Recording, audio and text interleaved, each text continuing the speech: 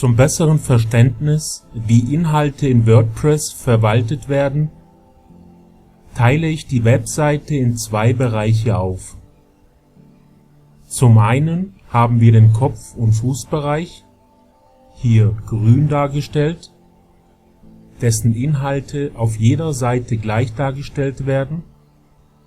Zum anderen den eigentlichen Inhaltsbereich, hier blau dargestellt, dessen Inhalt sich je nach Seite ändert.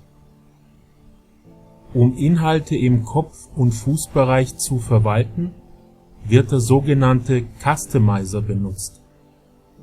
Die eigentlichen Inhalte der Seite werden mit Elementor gestaltet